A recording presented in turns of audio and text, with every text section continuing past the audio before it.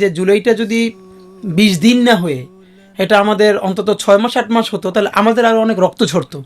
আমরাও হয়তো আরও বেশি মানুষ শহীদ হতাম। কিন্তু বাংলাদেশের যে আমাদের যে স্টেট বিল্ডিং হয় নাই, নেশন বিল্ডিং হয় নাই, কারণ আমাদের বোঝাপড়া তৈরি হয় নাই, তো এইটা অন্তত কিছুটা উপকার হতো। এখন মুশকিল হলো, ধরেন ঢাকা বিশ্ববিদ্যালয়, আমি তো এখন ওইসব ম্যামদের নাম বলতে চাই না, ওনারা হয়তো আরও ডিস্টার্ব ফিল করবেন। তো আমি বলা উচিত নাকি, কারণ যারা টোটাল একটা ইসলামোফোবিক ইন্ডাস্ট্রি ডেভেলপ করেছে, কালচারাল ফ্যাসিবাদ তৈরি করেছে, রাষ্ট্রের প্রত্যেকটা অধিকার থেকে তরুণ তরুণী ছাত্রছাত্রীদেরকে, এবং আমি ওই যে নেকাব পরা মেয়েদের প্রোগ্রামে গিয়েছি, বোরখা পরা মেয়েদের প্রোগ্রামে গিয়েছি, ওই যে তাদের একটা ক্যাম্পেইনই আছে, তো খালিদ একটা ছেলে, ওইটা ক্যাম্পেইনটা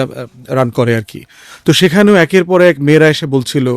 যে হিজাব করার কারণে, বোরখা পরার কারণে, নিকাব করার কারণে ক্লাসে প্রত্যেক দিন টিচাররা কি পরিমাণ বাজে বাজে নামে ট্রল করে করে তাদেরকে মানে টিজ করতো আর কি, এবং এগুলো তাদেরকে ট্রমাটাইজ করে ফেলছে। মানে আপনারা বলি ভাই, ধরেন আমার ডিপার্টমেন্টের চেয়ারম্যান ছিলেন ফেরদৌস স্যার, উনি এক সময় দেখতাম যে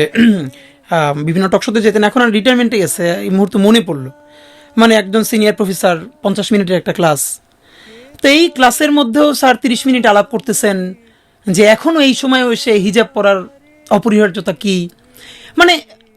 একটা পলিটিক্যাল সায়েন্সের কোর্স, এই কোর্সের সাথে কোনো আলাপ নাই,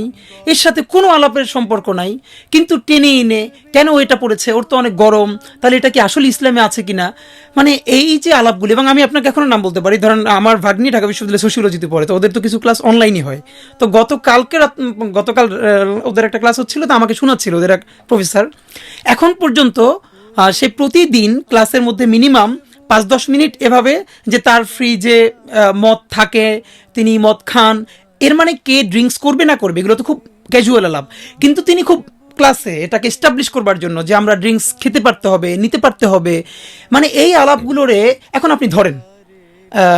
হেফাজতের 13 দফা নিয়ে আমার অনেক আপত্তি আছে, আমার অনেক প্রশ্ন আছে, কিন্তু এরকম ঢাকা বিশ্ববিদ্যালয়ের কোনো টিচার একদম হেফাজতের 13 দফা এটার পক্ষে প্রতিদিন যদি কিছু বলতে থাকেন, আপনার কি মনে হয় এটা রিয়াকশন ঢাকা ভার্সিটি নিতে পারবে? জীবনেও পারবে না। কিন্তু যেই সোসাইটিতে যেটা এখন পর্যন্ত অ্যাকসেপ্টেড কোনো ভ্যালু না, নর্মস না, আপনি সেটাকে ইনজেক্ট করে করে করে করে আপনি নর্মালাইজ করতে চাইতেছেন, এবং কোনো কারণে হোক, ধরেন আপনি যখন সোশিওলজি পড়াবেন, তখন এই দুনিয়ার সব আলাপিত কোনো না কোনোভাবে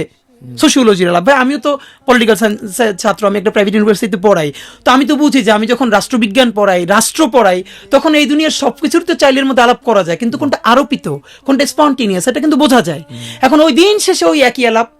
কেন এই হিজাব অথবা এই হিজাবের সাথে মূল ইসলামের কোনো সম্পর্ক নাই, মানে এই আলাপ তো সব অপ্রাসঙ্গিক। ইভেন তারা আপনি জিজ্ঞেস করেন পুরো সেমিস্টারে 25টা ক্লাসের মধ্যে তার কোর্স ম্যাটেরিয়াল নিয়ে কতটুকুন পড়াইছে, আমি আপনার ভাই বলি, কপাল ভালো ঢাকা বিশ্ববিদ্যালয়ে ক্লাসগুলো প্রাইভেট ইউনিভার্সিটির মতো রেকর্ড হয় না। আপনি ধরেন, আমি তো এটা যদি কোনোদিন সম্ভব হয় যে প্রাইভেট ইউনিভার্সিটিতে ভাই আপনি জানেন নিশ্চয়ই যে পুরো ক্লাসটা রেকর্ডে থাকে, কারণ স্টুডেন্টরা পরে যাতে শুনতে পারে, অথরিটিও শোনে, এবং তারপর আবার তারা মার্কিং করে যে এই ম্যাটেরিয়ালের সাথে টিচার কতটুকুন ছিল নাকি এর বাইরে ছিল, প্রাসঙ্গিক ছিল কিনা। ঢাকা ইউনিভার্সিটির টিচারদের যদি অনলাইন ক্লাস মানে ক্লাসগুলো রেকর্ড রাখা হয়, শুধু আপনি শুধু ধরে রাখেন যে 80% টিচার হয়তো চাকরি করবে না বা চাকরি ছেড়ে দিবে, তাদের চাকরি থাকবে না। এবং ঢাকা বিশ্ববিদ্যালয়ের ছেলেমেয়েরা আপনি যদি অ্যাটেন্ডেন্সের নাম্বার তুলে দেন, এটা আমি আপনাকে একদম শতভাগ দায়িত্ব নিয়ে বলি, যে এখন তো নিয়ম আছে, আপনি 70 বা 75% না থাকলে তাকে জরিমানা দিতে হবে, মিনিমাম 50 বা 60% না থাকলে সেমিস্টারে ফাইনালে জয়েন করতে পারবে না। তো আছে না, বিশ্ববিদ্যালয়ে জ্ঞান চর্চা করতে যাওয়া, আপনি অ্যাটেন্ডেন্সের বাধ্যবাধকতা তুলে দেন, এরপরে যদি আপনি 10 বা 20% স্টুডেন্টও স্পন্টেনিয়াসলি একটা ক্লাসে যায়, তাহলে আমি জীবনে কথা বলবো না। প্রত্যেকটা ধরুন আমি বলি, আমার রাষ্ট্রবিজ্ঞান ডিপার্টমেন্ট, সর্বোচ্চ 2 থেকে 3 জন টিচার আছে, এবং তারা আমার মতের নয়, কিন্তু মানে দে কন্ডাক্ট দ্য ক্লাসেস ওয়েল, মানে অন্তত এইটুকুন প্রফেশনালিজম মেনটেন করে, যে ম্যাটেরিয়ালের সাথে কথা বলে, একটা ম্যাটেরিয়াল দেয়, ভালো করে পড়ায়। তো এইটা আপনি পাবেন প্রত্যেকটা ডিপার্টমেন্টে সর্বোচ্চ 10% টিচার, এর মানে আপনি কয়জন, 10 জনের মধ্যে আপনি 1-2 পাবেন। তো এই জন্য হলো আমাদের এখন যেটা দরকার। এবং দেখেন বাংলাদেশে কিন্তু আরেকটা কালচার, আপনি তো আরো ভালো জানবেন যে ওয়েস্টে পাবলিক ইউনিভার্সিটির চাকরিগুলো কিন্তু আজীবনের না, প্রতি 2-3 বছর পর পর রিনিউ করতে হয়, তাকে ওই ফান্ড ম্যানেজ করতে হয়, তার রিসার্চ, এই জন্য। আর বাংলাদেশের মজা হইলো,